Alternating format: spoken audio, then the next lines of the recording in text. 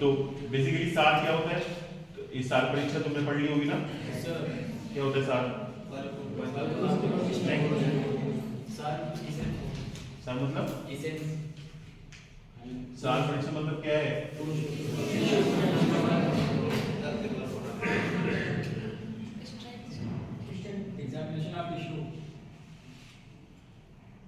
जिस प्रकार 200 की परीक्षा प्रकृति के माध्यम से की जाती है, प्रकृति से क्या पता लगता है? इतना बड़ा कैंप चल रहा था ना, पूरा महीना भी गया था पढ़ाई नहीं हुई इस चक्कर में, तो प्रकृति से क्या पता लगता है कि आपकी बॉडी में कौन से दोष प्रधान है।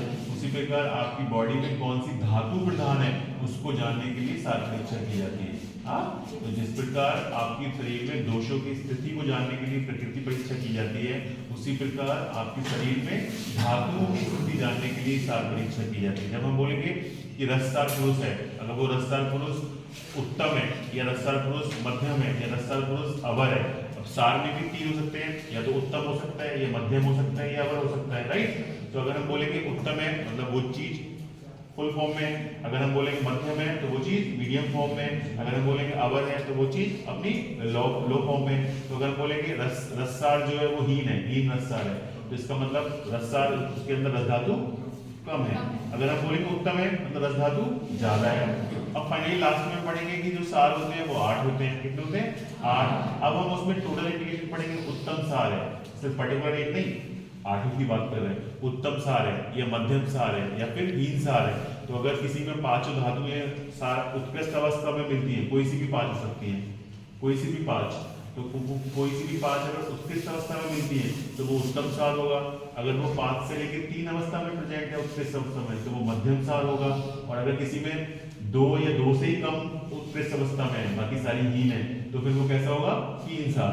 ऐसा तो कोई था ही नहीं जिसमें कोई भी सार ना हो। तो अगर किसी व्यक्ति में टोटल कितने हुए? 8 सार है कि नहीं? उन 8 में से अगर किसी में 5 या 5 से ज्यादा उत्कृष्ट अवस्था में है तो वो कैसा होगा? उत्तम सार। अगर 2 से लेकर 5 के बीच में है तो वो कैसा होगा? मध्यम सार। 2 या उससे कम उत्कृष्ट अवस्था में तो वो कैसा होगा? हीन सार। तो अगर मैं बोलूं कि ये पर्टिकुलर व्यक्ति मध्यम सार है, मतलब उसकी बॉडी में जो धातु है वो मध्यम उत्कृष्ट अवस्था में है। अगर कोई व्यक्ति को मैं बोलूं कि ये उत्तम सार है, मतलब उसकी बॉडी में जो धातुएं हैं वो ज्यादा उत्कृष्ट अवस्था में है। समझ आया? तो जिस प्रकार हम दोष की परीक्षा प्रकृति के माध्यम से करते हैं, प्रकृति से क्या होता है? दोष की परीक्षा ना, अगर बोले ये बात में प्रकृति प्रधान पुरुष है, इसका मतलब क्या है? उसकी बॉडी में बात और पित्त दोष ज्यादा है एज कंपेयर टू कफ दोष। तो अगर मैं बोलूं कि ये उत्तम सार है, अगर ये रससार पुरुष या मैं बोलूं रस रक्त मांससार पुरुष है, तो इसका मतलब क्या है कि उस व्यक्ति में रस धातु, रक्त धातु और मांस धातु एज कंपेयर टू अदर धातु ज्यादा है। अंडरस्टूड है ना? तो सार की परीक्षा क्या होता है? धातुओं की स्थिति जानने के लिए सार परीक्षा की जाती है और दोषों की स्थिति जानने के लिए प्रकृति परीक्षा की जाती है। तो उसमें से पहला एक रससार पुरुष। तो रससार पुरुष के जो सिम्टम्स हैं वो क्या है? श्लोक है, ध्यान से सुनो। तत्र स्निग्ध श्लक्ष मृदु प्रसन्न सूक्ष्म अल्प गंभीर सुकुमार लोम सप्रभेद चतुर्सारणाम सासारता सुख सौभाग्य ऐश्वर्य उपभोग बुद्धि विद्या आलोक विहर्षण आयुष्यत्वम चातुष्टे। मतलब क्या है इसका? तुम इमेजिन करो एक बच्चा है कोई, वो बच्चा कैसा है?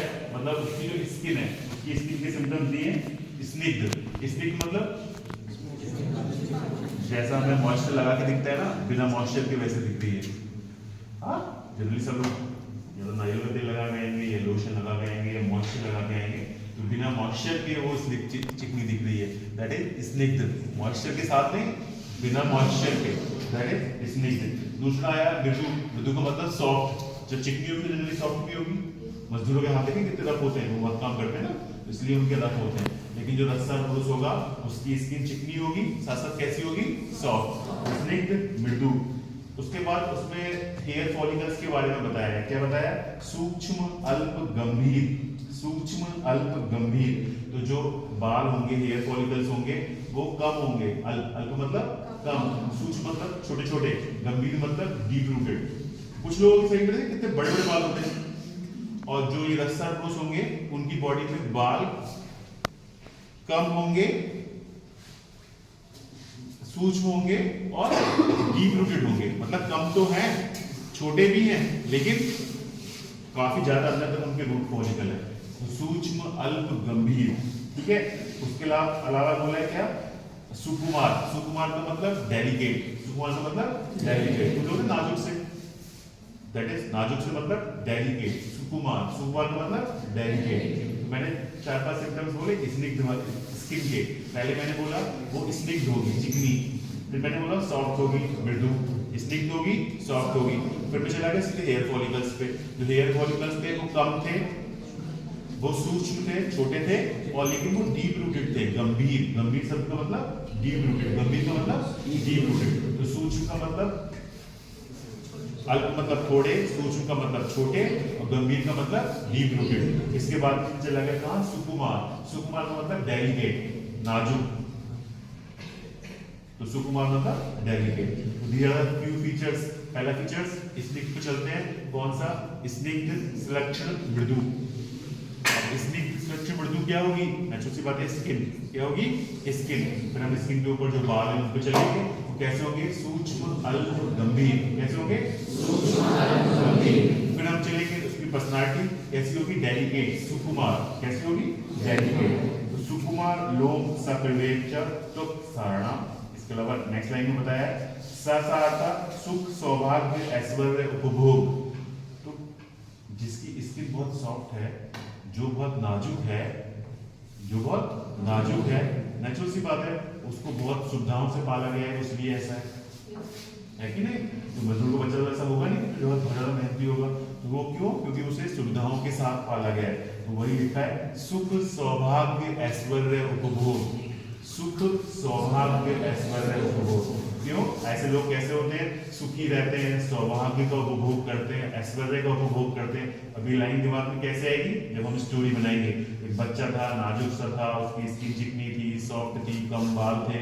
वो ऐसा क्यों डेवलप हुआ, वो इसलिए डेवलप हुआ क्योंकि वो बहुत सुख के साथ भाग्यवान था, अच्छे पैसे वाले व्यक्ति के घर में पैदा हुआ था, सारी लग्जरी की चीजों के साथ पैदा हुआ था, इसलिए वो उन चीजों का उपयोग कर रहा था, इसलिए वो ऐसा डेवलप हुआ। उसके लिए संस्कृत टर्म है सुख सौभाग्य ऐश्वर्य उपभोग, ठीक है।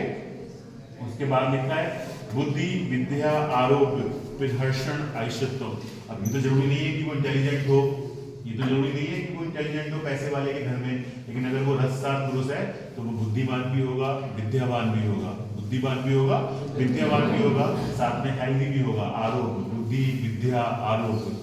तो these are the symptoms of रससार पुरुष। कौन सिम्टम्स, रससार पुरुष। रटना नहीं है, एक इमेज बनानी है। एक छोटा बच्चा, छोटा मतलब नॉर्मल बच्चा, वो डेलिकेट है, डेलिकेट मतलब सुकुमार है। तो सुकुमार है कैसे पता लगा, उसकी स्किन चिकनी सी है, सॉफ्ट है, विलक्षण है, उसके जो बाल हैं छोटे छोटे हैं, कम है, डीप रूटेड है, इसलिए हमने पता लगा कि वो डेलिकेट है। अब वो डेलिकेट क्यों है, क्योंकि वो ऐसे घर में पैदा हुआ था जहाँ खूब सारा पैसा था, सुख था, सौभाग्य था, लग्जरी की चीजें थी। तो सुख सौभाग्य ऐश्वर्य उपभोग। लेकिन जरूरी नहीं है वो लोग पैसे वाले हों, लेकिन जो रससार पुरुष होगा वो बुद्धिमान भी होगा, विद्यावान भी होगा और आरोग्यवान भी होगा। समझ आया, रटना नहीं है, इसमें एक इमेज बनानी है। एक बच्चा जो डेलिकेट था, वो डेलिकेट क्यों था, क्योंकि उसकी स्किन चिकनी थी, सॉफ्ट थी, मृदु थी, और उसके जो हेयर फॉलिकल्स थे वो कम थे, सूक्ष्म थे और डीप रूटेड थे, ठीक है। लेकिन वो ऐसे सब क्यों डेवलप हुआ, क्योंकि वो ऐसे घर में पैदा हुआ था जहाँ सुख सौभाग्य ऐश्वर्य सब कुछ था, उसी का उपभोग करके वो बड़ा हुआ, और साथ में वो बुद्धिमान भी है, विद्यावान भी है और आरोग्यवान भी है। आरोग्यवान मतलब हेल्दी, आरोग्यवान मतलब हेल्दी। तो these are the symptoms of रससार पुरुष।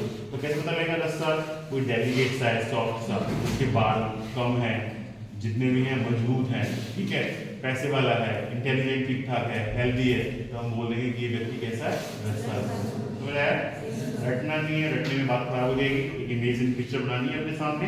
एक बच्चा, वो बहुत सुकुमार था, चिकना था, स्निग्ध था, सुलक्षण था, मृदु था, उसके जो हेयर फॉलिकल्स थे वो सूक्ष्म थे, अल्प थे, गंभीर थे। वो किस घर में पैदा हुआ इसलिए ऐसा था, सुखी, मतलब सुखी था, उसके घर में पैसे थे, ऐश्वर्य थी, तो सुख सौभाग्य ऐश्वर्य का उसने उपभोग किया, इसलिए वो ऐसा डेवलप हुआ। साथ में उसमें बुद्धि भी थी, विद्या भी थी और हेल्थ भी था, आरोग्यवान भी था। इस तरह के जो फीचर्स हैं वो क्या कहलाते हैं, रससार। समझ आ गया।